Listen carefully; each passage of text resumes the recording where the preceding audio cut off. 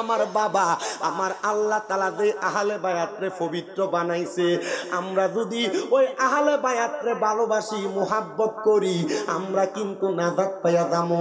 আমার নবীজি হাদিসে মুবারাকার মাধ্যমে জানাইয়া দেয়, উম্মত আমার এই আহলে বায়াত হইল হযরত নূহ পয়গম্বরের নৌকার মতো, নূহ নবীর নৌকার মতো।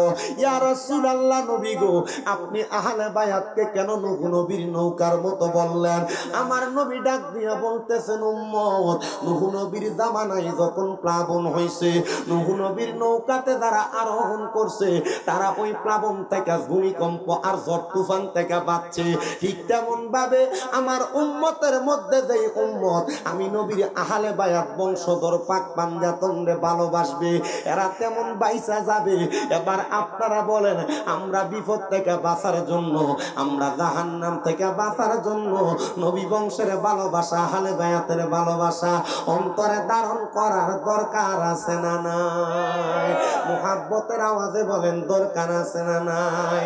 এই আমার বাজার গভীর মনোযোগ দেন। তখন আমার নবীজি ওই ঘর মুবারক থেকে, মা ফাতেমার হুজরা মুবারক থেকে বের হয়ে যায়।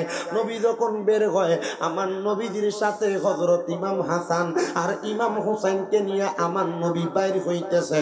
আমার নবীজির ডান হাত আর বাম হাত মুবারকের মধ্যে নবীজির ছোট ছোট দুইটা নাতিরে নিয়ে আমার নবী সামনের দিকে হাঁটে। আপনাদের দোয়ার বরকতে অল্প কিছুদিন আগে আমি আমার নবীজির রওজা থেকে ওই খাতুনে জান্নাত মা ফাতেমাতুল জোহরার বাড়ি মুবারকটা, যে জায়গায় হেজাজ অঞ্চল, আমার নবীজির নানার বাড়ি যে জায়গায়, ওই জায়গাটা জিয়ারত করে আসছি। খাতুনে জান্নাত মা ফাতেমা যেই ঘরে বসবাস করতেন, ওই পাথর আর মাটি ধুলাবালি দিয়া বানানো ঘরটা, আমি ওখান যাওয়ার পরে দেখলাম ওই ঘরটার চারদিক দিয়া কাজ চলতেছে। আমি দুইটা ওই ঘরটার ধুলাবালি গুলা আমার গায়ে লাগাইছি। আমি মনে মনে চিন্তা করছি, আল্লাহ নবীর পরিবারে কোনোদিন দেখছি না, নবীর বংশধরে কোনোদিন দেখছি না, তবে এই ধুলাবালি গুলা আমার গায়ে লাগাইয়া আমি মরার পরে বলতে পারবো, মাবুদ নবীর পরিবার যেই ঘরের মধ্যে শুইছে, যেই ঘরে থাকছে, ওই ঘরের ধুলাবালি আমি আমার গায়ে লাগাইছি। বাজানো আমার দয়াল নবী ইমাম হাসান হোসেন নিয়ে সামনের দিকে হাঁটে। তো মক্কা নগরী আর মদিনা নগরীর এলাকা, হেজাজ অঞ্চল থেকে মদিনা শরীফের যেই রাস্তা, ওই রাস্তা তো এখন না কত সুন্দর পাকা করা, আগে তো পাথরওয়ালা রাস্তা ছিল। আমার নবীজির নাতিগুলা যখন হাঁটে, এদের চেহারা বড় সুন্দর, এদের চেহারা বড় মায়াবী। আমার নবীজির দুইজন নাতির গাল মুবারক এবং পা মুবারক গুলা লাল হয়ে গেছে। নবী আমার কয়, উম্মত আমি তখন এই দুইজন নাতিকে আমার ঘাড় মুবারকের মধ্যে নিলাম। আমি ঘাড় মুবারকে নিয়ে সামনের দিকে হাঁটি, এমন টাইমে কে জানে একজন রাস্তার প্রতীক ডাক দিয়া কয়, দেখছনি হাসান হোসাইনের ভাগ্য কত ভালো, তারা কত দামি একজন সাওয়ারের উপরে উইটা চড়তেছে। আমার নবীজি হাসান হোসাইনকে নবীজির দুইটা হাত দিয়া দইরা ঘাটটা ফিরে আর ডাক দিয়া কয়, হে পথিক ভাই শোনো রে শোনো, শুধু হাসান হোসাইন যেই সাওয়ারের উপর চড়তেছে, এই সাওয়ার দামি না, সাওয়ারের উপর যেই দুইজন সাওয়ারি আছে, তারা দুইজন দামি। রাস্তা দিয়ে কেউ যাচ্ছে আর কি, আমার নবী হাসান আর হোসাইন রাদিয়াল্লাহু তাআলা আনহুমা এই দুইজনকে ঘাড় মুবারকে করে হাঁটতেছে। ওই রাস্তার প্রতীক বলতেছে, হাসান হোসাইনের ভাগ্য কত ভালো, তারা কত দামি সাওয়ার চড়তেছে। নবীজি ঘাড় মুবারক ফিরে বলছে, শুধু সাওয়ার দামি না, সাওয়ারের উপর যে দুইজন সাওয়ারি তারাও দামি। মুহাব্বতে কন্যা সুবহানাল্লাহ। আশেক বলে, মা ফাতেমার নয়ন মনি হযরত আলীর জান, মা ফাতেমার নয়ন মনি হযরত আলীর জান, ইমাম হোসেন শহীদ হলো কারবালার ময়দানে, ইমাম হোসেন শহীদ হলো কারবালার ময়দান। বলেন মা ফাতেমার নয়ন মনি হযরত আলীর জান, মা ফাতেমার নয়ন মনি হযরত আলীর জান, ইমাম হোসেন শহীদ হলো কারবালার ময়দান। দয়ালে নবীর জবানে কারবালার বয়ানে আওলাদে রাসূল শহীদ হবে হাদিসে প্রমাণ, ইমাম হোসেন শহীদ হলো কারবালার ময়দান, ইমাম হোসেন শহীদ হলো কারবালার ময়দান। ঈদের দিনে নতুন পোশাক পর করলো সকলে হাসান হোসেন কান্দে নানা পোশাক দাও বলে দয়াল নবী করলো দোয়া ও গো রাব্বানা জান্নাত থেকে কুদরতেরই পোশাক পাঠাও না লাল সবুজের সেই পোশাকে কারবালার ঈশান লাল সবুজের সেই পোশাকে কারবালার ঈশান ইমাম হোসেন শহীদ হলো কারবালার ময়দানে ইমাম হোসেন শহীদ হলো কারবালার ময়দানে লাল রঙের পোশাক হতে মাটি নিল হাতে সেই মাটির কাহিনী হবে হুসাইনের সাথে সিমর যখন করবে জবাই নিজের হাতে মাটি রক্ত মিলবে সে তাই কারবালার সাথে হুসাইনের শাহাদাত ইলমে গায়েবের প্রমাণ হুসাইনের শাহাদাত ইলমে গায়েবের প্রমাণ ইমাম হোসেন শহীদ হলো কারবালার ময়দানে ইমাম হোসেন শহীদ হলো কারবালার ময়দান বলেন না মা ফাতেমার নয়নে মনি হযরত আলীর বলেন মা ফাতেমার নয়নে মনি হযরত আলীর আনে ইমাম হোসেন শহীদ হলো কারবালার ময়দান মারহাবা কোন মারহাবা এলাকায় যে আহলে বায়াতের পাগল আছে দেখছেন নি আহলে বায়াতের শানে আলোচনা করার কারণে হাদিয়া দিছে ইমরান ভাই নি ফুসকা বাড়ির মালিক ইমরান ভাই ফাটাইছে আহলে বায়াতের শানে বয়ান করে দেখছেন নি সবাই আহলে বায়াতের শানে আলোচনা করে না আপনাদের অনেক ধন্যবাদ মারহাবা কোন মারহাবা আমার ভাই কইতেছে আহলে বায়াতের আলোচনা করছে দিকে ওই যে ফুসকা বাড়ির মালিক ইমরান ভাই হাদিয়া পাঠাইছে তার মানে বোঝা যায় আহলে বায়াতের বয়ান করলে মৌলবীরা দুনিয়াতে ভালো থাকতো আহলে বায়াতের আলোচনা করে না বিদায় মৌলবীরা স্টেজেও বঞ্চিত হয় লাঞ্ছিত হয় দুনিয়াতেও লাঞ্ছিত কবরে যাওয়ার পরেও লাঞ্ছিত আর আমরা যারা সুন্নি মুসলমান আহলে বায়াতের আলোচনা করার কারণে দুনিয়াতেও সম্মানিত আখিরাতেও সম্মানিত নবীর শাফাআতও পাবো নবী বংশের শাফাআতও পাবো জোরে কোন সুবহানাল্লাহ আপনারা কোন তো আমরা নবী পরিবারের জিকির আহলে বায়াতের জিকির পাঞ্জাতনের জিকির করলে লাভ আসেনি কথা কই না লাভ আসেনি একটু মুহাব্বতে কোন মা ফাতেমার নয়নে মনি হযরত আলীর জান বলেন মা ফাতেমার নয়নে মনি হযরত আলীর জান ইমাম হোসেন শহীদ হলো কারবালার ময়দানে ইমাম হোসেন শহীদ হলো কারবালার ময়দানে নবীর আওলাদের রূহের কিস্তি নবীজির বয়ান আবু যর গিফারি হাদিসে প্রমাণ নবীর আওলাদের রূহের কিস্তি নবীজির বয়ান আবু যর গিফারি হাদিসে প্রমাণ জীবনে দিবে ঈমান পাবে সুন্নিদের পথে জান্নাতে তোর জায়গা হবে হুসাইনের সাথে সুন্নি জনতা গ্রহণ কর নবীজির আহ্বান সুন্নি জনতা গ্রহণ কর নবীজির আহ্বান ইমাম হোসেন শহীদ হলো কারবালার ময়দান বলেন মা ফাতেমার নয়ন মনি হযরত আলীর জান বলো মা ফাতেমার নয়ন মনি হযরত আলীর জান ইমাম হোসেন শহীদ হলো কারবালার ময়দান ইমাম হোসেন শহীদ হলো কারবালার ময়দান একটা জবানও বন্ধ রাখবেন না চিৎকার মেরে বলেন ইয়া হুসাইন আমার দয়াল নবী ডাক দিয়া কয় পথিক শুধু সাওয়ার দামি না সাওয়ারের উপরে যেই দুইজন সাওয়ারি তারাও দামি এবার আমার নবী এই দুইজন সাওয়ারি ইমাম হাসান আর হোসেনকে নিয়া আমার নবী চলে গেলেন মসজিদে নববীর মধ্যে বাজানো মসজিদে নববীর মধ্যে যাইয়া আমার নবীজি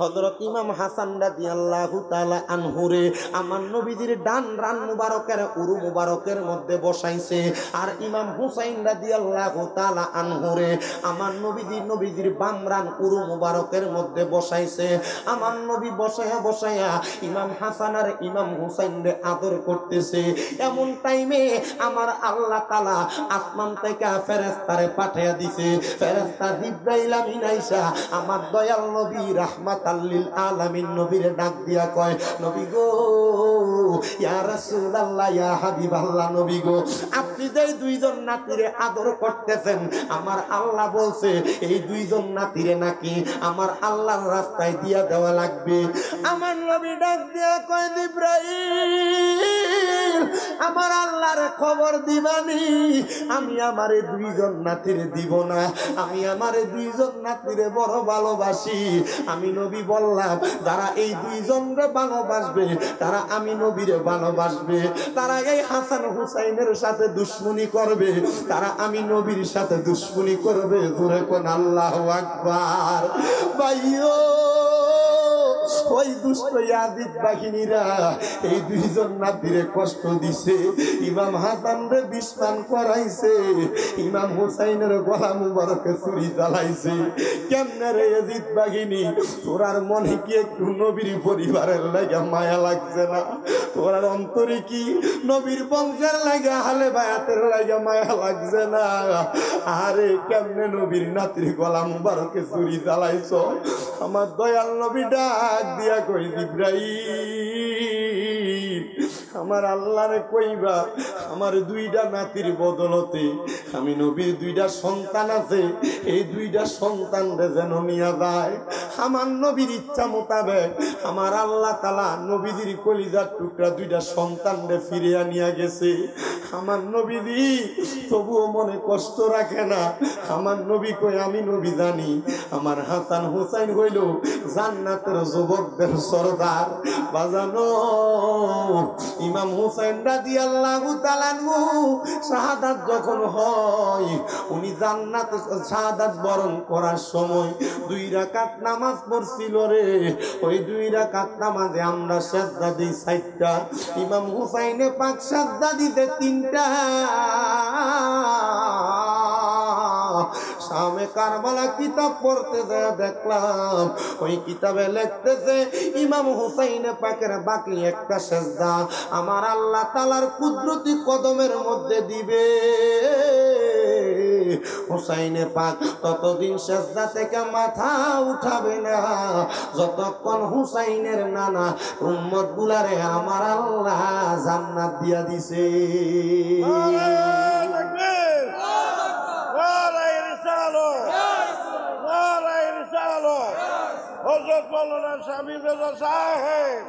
সবাই ধরে কন্যা মারহাবা হুসাইনেরই রক্তে গড়া আমাদের ইসলাম বলেন হুসাইনেরই রক্তে গড়া আমাদের ইসলাম ইসলামেরই জন্য তিনি দিয়ে গেলেন প্রাণ মৌলবী কারবালার ওয়াজ আহলে বায়াতের ওয়াজ সানজাতনের ওয়াজ করলে কো আমরা বন্ড মৌলবী আহলে বায়াতের জিকির আর ইমাম হাসান হুসাইনের জিকির করলে কো আমরা বন্ড আর ইমাম হুসাইন যদি রক্ত দিয়া ইসলামটারে জিন্দা করে না দিয়া যাইতো তাহলে কোন নামাজ পড়তা এ যেমনে নামাজ পড়ছে এমনি নামাজ পড়তা একটু মোহাব্বতে জোরে জোরে কোন হুসাইনেরই রক্তে গড়া আমাদের ইসলাম হুসাইনেরই রক্তে গড়া আমাদের ইসলাম ইসলামেরই জন্য তিনি দিয়ে গেলেন প্রাণ বলেন ইসলামেরই জন্য তিনি দিয়ে গেলেন প্রাণে ইয়া হুসেন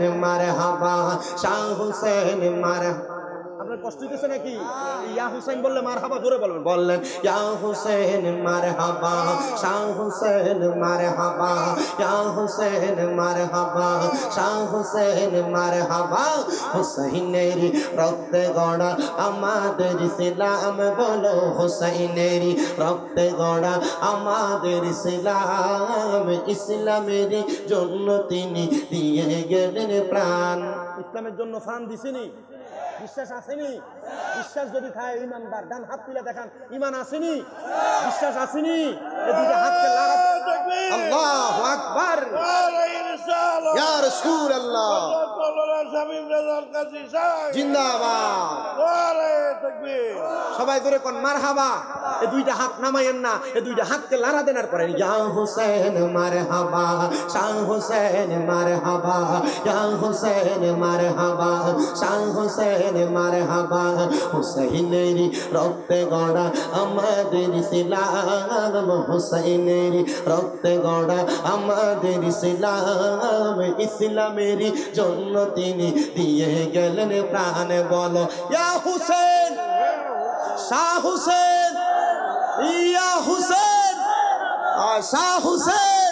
বাবা হুসাইনের রক্তে গড়া আমাদের ইসলাম, ইসলামের জন্য তিনি দিয়ে গেলেন প্রাণ। জোরে জোরে কন্যা মারহাবা। ভাইও আমার গভীর মনোযোগ, কষ্ট দিছে আপনাদের, গভীর মনোযোগ দেন। আমার দয়াল নবী রাহমাতুল লিল আলামিন নবীজি এবার মসজিদে নববীর মধ্যে আরেকদিন বসা। এমন টাইমে হযরত জিবরাইল ফেরেশতা আমার নবীর সামনে, মুআল্লিমুল মালাইকা সব ফেরেশতাদের শিক্ষক হযরত জিবরাইল আইসা আমার নবীরে ডাক দিয়া বলে, ইয়া রাসূলুল্লাহ, ইয়া হাবিবাল্লাহ, নবী গো, আপনি নবীজির এই দুইটা নাতিরে আমার আল্লাহর রাস্তায় দেওয়া লাগবে। নবী আমার ডাক দিয়া কয়, জিবরাইল, আমার আল্লাহরে দিগাইবানি, আমার এই দুইটা নাতিরে যদি দিয়া দেই আমার আল্লাহ তাআলা আমি নবীরে কি প্রদান করব? নবী গো, দুইটা সন্তান নিয়ে গেল, আপনি তো আমার আল্লাহর কাছে কিছু চাইলেন না, তো নবী আপনার নাতিদেরকে নিব, আপনি নবী কি চাইতেছেন?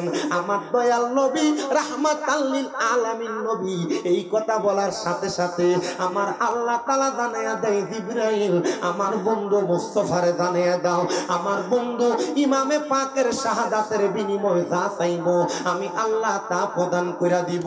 আমার আল্লাহ তাআলার ঘোষণা নবী জানায়া দেয়, উম্মত, আমার হুসাইনে পাক ইমাম আলী মাকাম কারবালায় শহীদ হইয়া যাওয়ার কারণে কারবালা আমার নবী ডাক দিয়া কয়, হে এলাকার মানুষ, তোমরা যে আমার বংশধরদেরকে এমন ভাবে অবহেলা, তাদেরকে মানতে চাও না।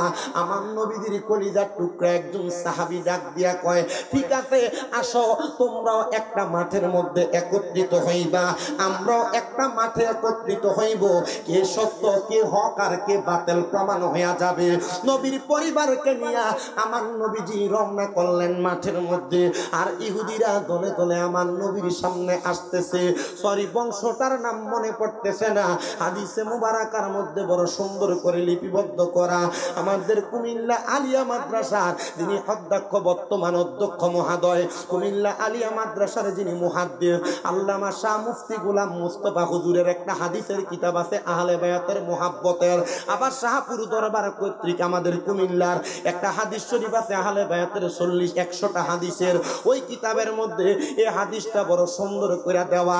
নবী পরিবার এবং অন্যান্যরা বাতিলরা আমার নবীর পরিবারের সামনে হাজির। নবীজি রাহমাতুল লিল আলামিন নবী হযরত ইমাম হাসান হুসাইনকে সামনে নিয়া, খাতুনে জান্নাত মা ফাতেমারে নিয়া, হযরত মাওলা আলীরে নিয়া, নবী পরিবার রে নিয়া একটা মাঠের মধ্যে শামিল হয়ে গেছে। ইহুদিরা আর বাতিলেরা, অন্য বংশধররা নবীর পরিবার রে দেখা তারা যখন দেখতেছে কত সুন্দর সুন্দর ফুটফুটে চেহারাওয়ালা দুইটা ছোট মানুষ, এদেরকে নিয়ে আমার নবী সামনের দিকে আসে। এমন টাইমে একজন ডাক দিয়া কয়, নবী গো, ইয়া রাসূলুল্লাহ, আপনারা আমাদের ব্যাপারে আল্লাহর দরবারে হাত উঠাইয়েন না। এত সুন্দর সুন্দর নুরানি চেহারাওয়ালা দুইজন ব্যক্তিরে নিয়া আর আপনার বংশধরকে নিয়া যদি আপনারা হাত উঠে বদদোয়া করেন, আমার আল্লাহ তাআলা আমাদের বংশরে নির্বংশ কইরা দিব। ও আমার এই মাদকপুরের বল্লা এলাকার ভাই বাবারা, যদি ইহুদিরা নবীর আহলে বায়াতে ভয় পাইতো, নবীর আহলে বায়াতের ভালোবাসারে তারা ভয় পাইতো, তো আমরা কেন নবীর আহলে বায়াতের ভালোবাসা অন্তরে ধারণ করি না? আমি জানি এই এলাকার আশেপাশে এলাকার যত মানুষ আছে, বেশিরভাগ মানুষ খামদুরা দরবার সহ বিভিন্ন আল্লাহর ওলিদের হাতে হাত ধরে বায়াত গ্রহণ করে রাখছেন। কি হ্যাঁ, আমি দেখছি আজকের মাহফিলের যিনি সৈয়দ জুবায়ের কামাল পীর সাহেব সভাপতি, হুজুর আয়েশা পড়ছে। আর আমি জানি এই জুবায়ের কামাল পীর সাহেব হুজুর সহ এলাকার মোটামুটি হবিগঞ্জ মাধবপুরের ফোলাফান কনার এলাকার ময় মুরব্বী কন যদি কয় যে আহলে সুন্নাত ওয়াল জামাতের যেই কোনো 5টা যেই কোনো 10টা ব্যক্তিরে সংসদে ফাড়ান লাগবো, আর জুবাইর কামাল ফিসাবুজু যদি কয় যতক্ষণ সংসদে ফাড়াইতা না এই যে সিলেট আর ঢাকা শহরের মহাসড়ক পুরা বন্ধ থাকবো, এটা জুবাইর কামাল ফিসাবের দ্বারা সম্ভব। ও কথা কয় না কা ঠিক না বেঠে? আর এটা আমি জানি জুবাইর কামাল ফিসাবের বহুত কথা ফাকলা ফোলাফান আছে যে ফোলাফান্ডিরে লইয়া যদি সুন্নিয়তের কোনো মাঠে ময়দানে দাওয়াত দেয় এমন সিলেট মহাসড়ক 2-3টা বন্ধ করুন, ব্যাপার না বেঠে? কথা কয় না কা ঠিক না বেঠে? তাহলে আমরা যারা নবীর আশেক আছি, শুধু খানদুরা দরবার না, যেই কোনো দরবারের হন না কেন, নবীর পরিবার, নবীর আহলে বায়াত, আল্লাহর কোরআন রসুলের ইজ্জতের চাদর ধইরা কেউ যদি কখনো টানাটানি করে, এদেরকে বাংলার সমাজে আর বাংলার আইনে শাস্তি দেওয়ার জন্য আমরা সবাই মাঠে নামতে রাজি। আহলে বায়াতের জিকির, নবী পরিবারের জিকির, পাঞ্জাতনের জিকির চলবনি মুরব্বী? চলতাছে আর চালাইয়া রাখছে। মারহাবা জোরে কোন বেটা? আমার কি সময় শেষ হয়ে গেছে গা? আপনারা কি আসেন না আর কতক্ষণ? আমি যে আহলে বায়াতের ওয়াজ করি কষ্ট হইতেছি না আপনারা? আমার ওয়াজের সাবজেক্টটা ছিল 2টা। কয়টা? 2টা। 1 নম্বরে কইছো জামাই বউয়ের মোহাব্বত, আরেকটা কইছিল আমার মা বাবার খেদমত। আমার আগে যিনি বয়ান করছেন আজকের মাহফিলের যিনি সম্মানিত বিশেষ বক্তা হযরত মাওলানা আবু তৈয়ব মুজাহিদি হুজুর, যিনি আপনাদের মৌখিক শিক্ষক কল্যাণের পরিষদের সভাপতি, আবার হবিগঞ্জ জেলা আহলে সুন্নাত ওয়াল জামাত সমন্বয় পরিষদের সাংগঠনিক সম্পাদক আবু তৈয়ব মুজাহিদি হুজুর। আমি দেখছি কত সুন্দর কইরা সূরা রুমের এই 21 নম্বর আয়াতের তাফসীর করতে দেয়া স্বামী স্ত্রীর মুহাব্বতের ওয়াজটা করতেছে। আমার কাছে বড় ভালো লাগছে। আমি হুজুরে জেনে দেখি পায়ে ধরে সালাম করি, যেখানে দেখি আমজা করে বুকে ধরি। কি লাগে জানেন? কারণ আমরা তো এলেম কালাম নাই। হুজুরের লগে বুকটানি লাগলে সিনা বসিনা এলেমটা সিনার ভিতরে একটু ঢুকে জায়গা। মারহাবা জোরে কন্যা মারহাবা। আমাদের গত কয়েকদিন বলতো 5 মাস হয়ে গেছে, আমরা কামেল 2য় বর্ষে ফেকাতে আমাদের কুমিল্লা আলিয়া মাদ্রাসায় যখন আমরা সবক দেয়, আমাদের একজন শিক্ষক আছে আহলে বায়াতের বড় প্রেমিক, আহলে বায়াতের বড় আশেক, আহলে বায়াতের বড় পাগল। হুজুরে কয় আব্বাজি হুজুর যে হইতাছেন, মোল্লা যে হইতাছেন, আর নামের আগে যে কয়দিন পরে মুফতি লাগিয়া যাইব গা, আব্বা ইয়া দেখেন চাইন আবার আহলে বায়াতের বিরোধী যারা এরার লগে আবার আটটাত মিলেন না জানেন। যারা আহলে বায়াতের বিরোধী এরার লগে কি করেন না যেন আটটাত মিলেন না যেন। আমি আসি তা আমি তো জানি তার আমার কোন দিক দিয়া কইছে, কারণ আহলে বায়াতের ভালোবাসা তিনি আমার কাছে এভাবে কইতেছে। আমরা যেই দিন তিরমিজি শরীফের দরজ দেয়, হুজুর দরজ দেওয়ার সময় হুজুর কান্দতাছে, কান্দে। আর আমি কইতে হুজুর কান্দেন কে লাগে? আমার খুব আদর করে, অনেক মহব্বত করে। আমার আরেকজন হুজুর আছে কুমিল্লা আলিয়া মাদ্রাসার ডক্টর সাইদুর রহমান হুজুর, আমাদেরকে যিনি আমার ডাইরেক্ট শরহে বেকায়া প্রথম খণ্ড এবং 2য় খণ্ড খুব সুন্দর করে পড়াইছিল। হুজুর আমার একদিন কইছে, আব্বাজি দুনিয়াতে চলাফেরা করেন ভালো কথা, ওয়াজ মাহফিল করেন ভালো কথা, মানুষ এখন ওয়াজ মাহফিলের ময়দানে কেমন জানি উলুট পালট চলাফেরা করে, কেমন জানি থাকে, তবে এতটুক মহাব্বত অন্তরে রাখেন আল্লাহ নবীর প্রেম, নবীর শানে যেন দুশ্মনির কোনো কথা আপনারা মুখে দিয়া না আসে, আর আহলে বায়াতের দুশ্মনির কোনো কথা যেন মুখে দিয়া না আসে। আমার হুজুর কয় যে এটা যদি আপনি ঠিক রাখেন, দুনিয়াতে যত রকমের মুসিবত বিপদ আয়োগ না কেন, এই আহলে বায়াত আর নবীর প্রেমটা থাকলে ওই বিপদ থেকে উদ্ধার আল্লাহ করে দিবে। কথা কই না কেরে? ঠিক না বেঠিক? আল্লাহ যদি বিপদ থেকে উদ্ধার করে আমরা কোনো টেনশন আছে? চিন্তা আছে? আমরা চেষ্টা করব আমাদের বয়ানের ধারাবাহিকতা বজায় রাখতে। তো হুজুর যেহেতু আবু তৈয়ব মুজাহিদি হুজুর স্বামী স্ত্রী মোহাব্বতের ওয়াজ করছে, তো ঘরে আহনের সময় আমি কইলাম আমার বিষয়টা কিতা? হুজুর তো ইতা ওয়াজ করছে, এখন কও। আমার কইতাছে আহলে বায়াতের ওয়াজটা আর মা বাবার খেদমতের ওয়াজটা কইলেন। তা আপনারা যে আমার কাছে বসছেন, আমি এখানে বসছি 1.5 ঘন্টা হয়ে গেছে, এই সময়টা যে আমি আপনার কাছে কথা বলছি, আপনারা কোন এই কথা অনুযায়ী আহলে বায়াতের মোহাব্বত যদি আপনারা রাখেন, আর আমার পর্দার আড়ালের মা বোনরা যদি খাতুনে জান্নাত মা ফাতেমারে ভালোবাসে, আহলে বায়াতরে ভালোবাসে, মা ফাতেমার লগে জান্নাতে যাওয়া সম্ভব নি? কথা কই না রে? সম্ভব নি? আমার আম্মাজি আপনারা যারা শুনতেছেন, আমি আমার খুতবার ভিতরে একটা হাদিস পড়ছি, আল ফাতেমাতু সাইয়্যিদাতুন নিসাই আহলিল জান্নাহ, মা ফাতেমা হইল জান্নাতের মহিলাদের সরদারিনী। আম্মু আপনারা যারা শুনতেছেন পর্দার আড়ালে, মা খাতুনে জান্নাত মা ফাতেমাতু জহরা যদি জান্নাতের মহিলাদের সরদারিনী হয়, আর আপনারা যদি ওই মা ফাতেমার লগে জান্নাতে যাইতে চান, আপনারা কি জামাইরে তুইটাই কইরা কথা কইলে হইব? আপনারা কি জামাই কোনো কিছুর জন্য হারা দিলে আর ডাক দিলে আপনারা কি জামাইয়ের কথা ফালাই দিলে হইব? আপনারা কি বেফরদা চললে মা ফাতেমার লগে জান্নাতে যেতে পারবেন? তা আপনি তো বেডি মা ফাতেমার লগে জান্নাতে যাইবেন এটা দূরের কথা। আপনি যেভাবে জামাইয়ের কথা না শুননা বেফরদা চলেন, মাধবপুর বাজারটা মনে হয় এবেডি যেমন চিনে এবেডির 14 গোষ্ঠী এমন চিনে। এবেডি বেফরদা ঘুরতে ঘুরতে দায়ুস হয়ে গেছে গা। বেফরদা চলতে চলতে জামাইয়ের কোনো কথাই শোনে না। জামাই যদি কোনো কথা কয় জামাইয়ের কথাটারে মেলা মেরে ফালাই দেয়, আর নসেদ খাটের উপরে ঘুমাইতে গেলে অন্যদিকে ফিরে ঘুরতে থাকে। কথা কই না করে মা, আপনার কাছে কই গো মা, জামাইয়ের মনে যদি কষ্ট দেন, নিজের স্বামীর মনে কষ্ট দেন, স্বামীর আদেশ যদি না মানেন, আল্লাহর নবী কয় কোন মহিলা কখনো তার স্বামীর অনুমতি ছাড়া বাবার বাড়িতেও যাইতে পারবে না। আর এই বেডি মাধবপুর বাজার ফুরাটা ঘুরে। কথা তো জোরে কয় না, ঠিক না? ঠিক। স্বামীর আদেশ ছাড়া তুমি ঘর থেকে বাইর হইতে পারবা না। আর তুমি প্রত্যেক সময় ওই কি জানি কই না, এই কিতা না ফুচকা না খাইলে না, এটা কইলে পরে আবার আপনারা বেরিয়ে ফুচকা প্রত্যেক সপ্তাহে একবার না খাইতে গেলে তার মাথা ঠিক থাকে না। কথা কই না তো বেটা, ঠিক না বেঠে? এই জন্য আমি আমার মা বোনদেরা কইতেছি, আম্মা আপনারা জামাইয়ের কথার অমান্য হইয়েন না, বেফরদা চইলেন না, নামাজ ছাইরেন না, রোজা ছাইরেন না, ফুসকার নাম দিয়া যাইয়া দেবরের লগে আর বাইরের বেড়াইনের লগে কথা কইয়েন না। বহুত বিদেশিরা প্রবাস থেকে কল দিয়া কয়, হুজুর আমরার বউরার ব্যাপারে একটু কথা কইয়েন। হুজুর বিদেশ থাকি কাজ কাম করি, ঘুমাইও শান্তি পাই না, কারণ বউরে কোনো কথা কইলে বউ শোনে না। আমি কইলাম কারণ কি? এ গত কয়দিন আগে সান্দিনার এক লোক সান্দিনাতে বাড়ি আমার ফোন দিয়া কই, হুজুর আমার স্ত্রীরা আমার বিদেশি জীবনে যা কামাই করছি সব তাই বেডির অ্যাকাউন্টে ফাড়াইছি। হুজুর আমার ছোট ছোট 2টা বাচ্চা, আমার বউডা এ বাচ্চাটি ফালাইয়া আরেকটা ফোলার লগে গেছে গা। এটা কইয়ে কেমন জানি কান্দা দিছে। আমি কইলাম কান্দেন কেন? কান্দেন না বেটা। হুজুর আমি আমার বউর লেগে কান্দি না। কইলাম কেন কান্দেন কেন? হুজুর আমার বউ চলে গেছে এক ফোলার লগে, তাই বিয়া করে শান্তিতে থাকবো। আমি বিয়া করলে আমার একটা বউ ফামু। হুজুর আমার ছোট 2টা বাচ্চা,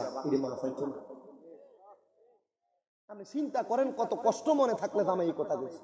এই প্রবাসীর স্ত্রীরা, তোমার জামাই দিন রে দিন কয় না, রাতকে রাত কয় না, সারা দিন রাত কষ্ট করে শুধু টাকা ইনকাম করতে, তোমরারে ভালো খাওয়াইতে, তোমরারে ভালো পড়াইতে, আর তোমরা বেতেন কত সুন্দর করে জামাইয়ের অনুমতি ছাড়া রাস্তায় রাস্তায় ঘুরে। আল্লাহর কসম মা বোনেরা বাঁচতে পারবে না।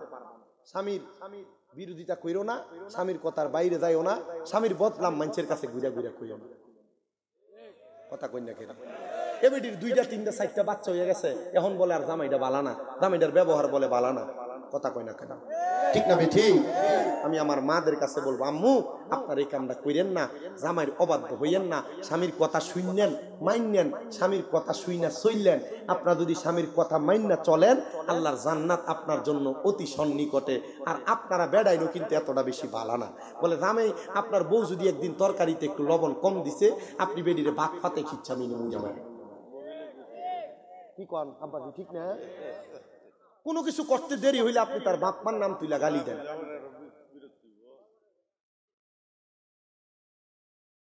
মা বাপের নাম তুইলা গালি দেয়, এমন বেড়াই তো বুল্লা এলাকায় আসেনি। আল্লাহর নাই বলে ও অভাব নাই কইছে। আল্লাহর নবীর ঘোষণা, তোমরা তোমাদের স্ত্রীদের মা বাবার নাম তুলে গালি দিও না। কেন? আমি নবী মহিলাদের বাবা। সুবহানাল্লাহ কইলেন না? নবীজির আরেক হাদিসে মুবারাকা পড়তে দেয়া পাইলাম, আমার নবীকে আপনি যে গাল বেড়ে ছটকনা মারেন, ঠাস করে টক করে মেরে দেন। আল্লাহর নবী বলছে, তোমরা তোমাদের স্ত্রীদের মুখের মধ্যে আঘাত করো না। কেন? এই স্ত্রী তোমাদের কাছে সাময়িক সময়ের মেহমান মাত্র। সুবহানাল্লাহ কই না তো? কি কি বউ কি মেহমান? কোরআনুল কারীমের সূরা বাকারার 187 নম্বর আয়াতে বলছে, স্ত্রী স্বামীর জন্য পোশাক, স্বামী স্ত্রীর জন্য পোশাক। একজন আরেকজনের কিসের মতো? পোশাকের মতো। তা আপনাদের রাতের বেলা সব বালা, দিনের বেলা একজন আরেকজনের অমুকের গালাগালি করেন। গালাগালি করা যাইব? জামাইবো গালাগালি করা যাইব? আর বউরা কি জামাইয়ের অবাধ্য হওয়া যাবে? এই জিনিসটা একটু মাইন্না চললেন, দেখবেন আপনার সংসার জান্নাত হইবে। কি হবে? কি হবে? জান্নাত। আল্লাহ কবুল করো, আমিন করো। একটু মুহাব্বতে দরুদ শরীফ পড়েন, আল্লাহুম্মা সাল্লি আলা না পরে মুহাম্মাদ ওয়া আলা আলি সাইয়্যিদিনা।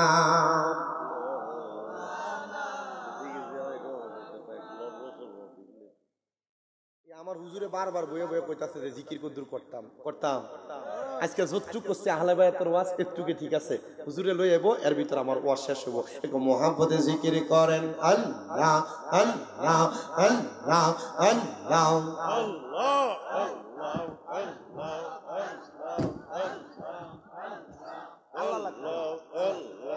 আল্লাহ আল্লাহ আপনি করেন আল্লাহ আল্লাহ আল্লাহ আল্লাহ দয়াল নবী তুমি গুণময়ী মারহাবা আল্লাহ আল্লাহ দয়াল নবী তুমি গুণময়ী মারহাবা আল্লাহ আল্লাহ পাপি তাপি উদ্ধারিতে গো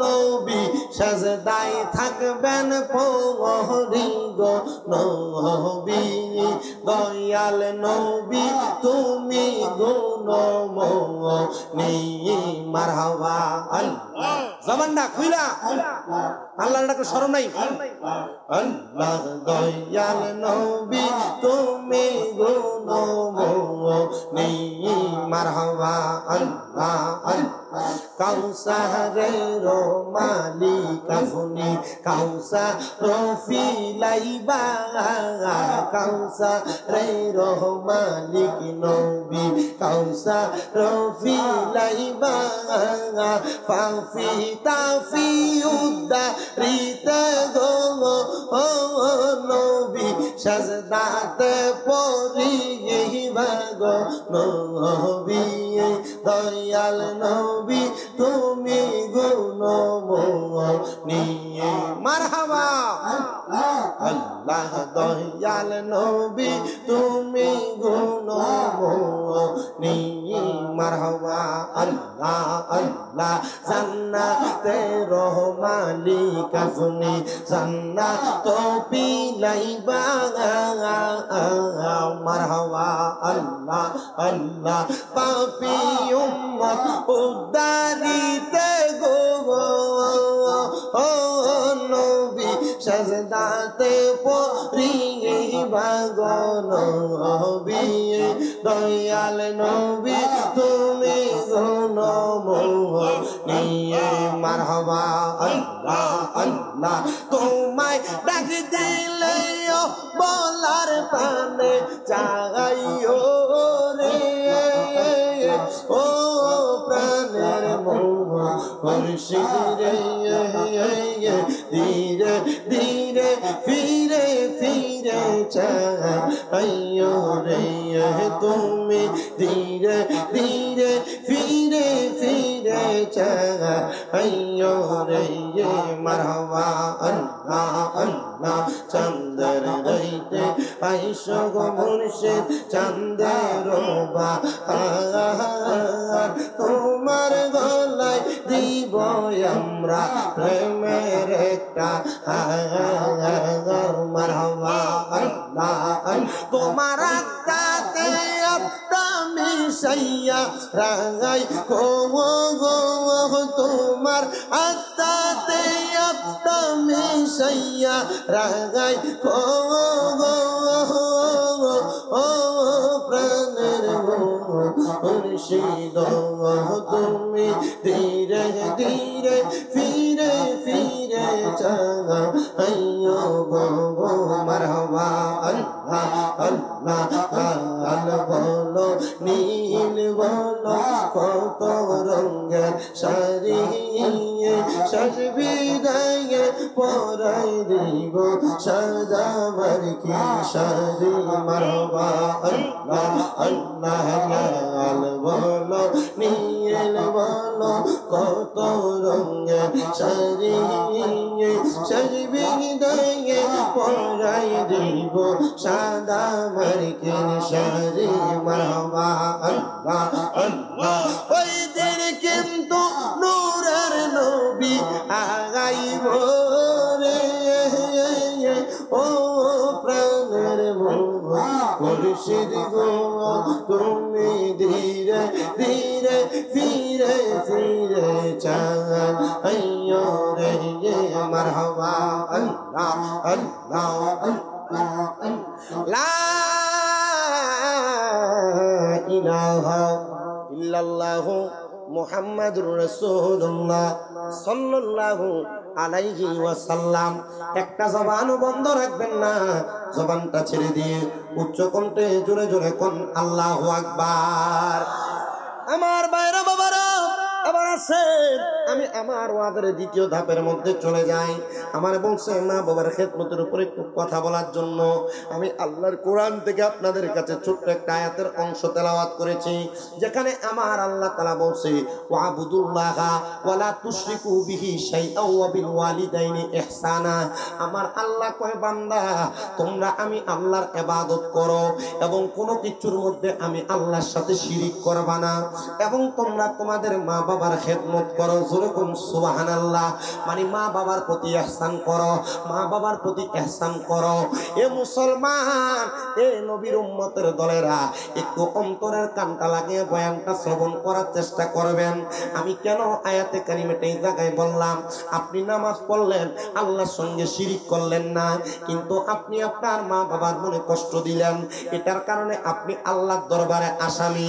আবার আপনি আপনার মা বাবার খেদমত করলেন, নামাজ পড়লেন না, আপনি আল্লাহর সঙ্গে শিরিকও করলেন না, মা বাবার খেদমতটা ঠিক রাখলেন, নামাজ পড়লেন না, এমন ইবাদতকারী বান্দা কিন্তু আল্লাহর কাছে বড় আসামি হয়ে যাবে। শুনেন আমার মুসলমান ইমানদার, দেখবেন বুল্লা এলাকায় অনেক মানুষকে দেখা যায় তারা দোকানে বইসা বইসা মানুষের নামে কোন একটা বানা, মানুষের নামে বিভিন্ন রকমের খারাপ মন্তব্য করে, মানুষের একজনের ঝগড়া আরেক বাড়িতে লাগায়, মানুষের সামনে খারাপ বদনাম করে, অপবাদ দেয়। আপনারা বলেন এমন স্বভাবের মানুষ বর্তমান সমাজে আছে না নাই? কথা কন্যা আছে না নাই? মুসলমান, একটু মনোযোগ দিয়ে শোনার চেষ্টা করবেন। তো এমন মানুষের ক্ষতি করনেওয়ালা তিনজন ব্যক্তি তারা সমাজের মধ্যে ফিতনা সৃষ্টি করত, একজন আরেকজনের ক্ষতি করার চেষ্টা করত। তারা ঘরের মধ্যে বৈশা বৈশা আগামীকালকে কার ক্ষতি করবে সেটা নিয়ে কথা বলতো। তো আমার আল্লাহর কালাম কেউ বুঝতে পারে না।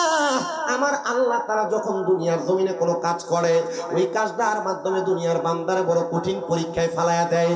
তো তারা যখন মানুষের ব্যাপারে বাজে বদনাম, বাজে কথা বলতো, আমার আল্লাহ তাআলা জানায়া দেয় বান্দা তোমরা চিন্তা করো না, ওমা কারু ওমা কারাল্লাহ আল্লাহু খায়রুল মাকিরিন।